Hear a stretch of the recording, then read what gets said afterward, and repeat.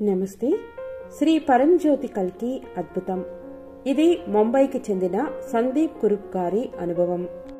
జనవరి 2024లో ఒకరోజు మా అమ్మగారికి శ్రీ పరంజ్యోతి కల్కి పునర్జన్మను ప్రసాదించిన ఈ అద్భుతమైన అనుభవాన్ని కృతజ్ఞతతో పంచుకోవాలని భావిస్తున్నాను.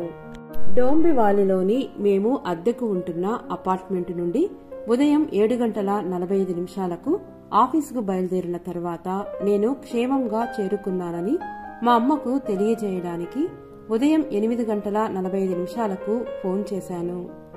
1 గంటలో మా అమ్మ యొక్క వాట్సాప్ నెంబర్ నుండి నాకు కాల్ వచ్చింది. ఆమె అసంబద్ధంగా మాట్లాడుతుంది.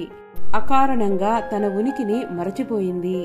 ఆమె ద్వారా ఎవరో నాకేదో చెప్పడానికి ప్రయత్నం చేస్తున్నట్లు అనిపించింది. నన్ను ఇంటికి రమ్మని కోరుకున్నట్లుగా అనిపించింది.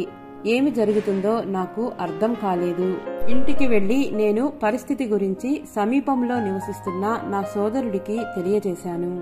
అక్కడికి చేరుకున్న తర్వాత మా అమ్మ చక్కెర స్థాయి 45కు పడిపోయిందని, ఇంకా ఆమె రక్తపోటు 210/110కి పెరిగిందని మేము కనుగొన్నాము.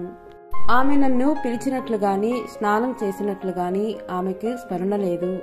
వేగంగా మేము ఆమెకు చక్కెర స్థాయిని పెంచేందుకు పోషణను అందించి నేను ప్రార్థన వైపు మళ్లాను. అద్భుతంగా 1 గంటలో నా తల్లి తన బలాన్ని మరియు స్పృహను తిరిగి పొందింది. ఇది అద్భుతం.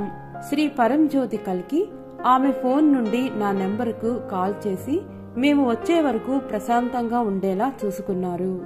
అమ్మ నుండి నాకు ఫోన్ రాకపోయినా, ఇంట్లో దైవం ఉనికి లేకపోయినా నేను ఆమెను కోల్పోయి ఉండేవాడిని.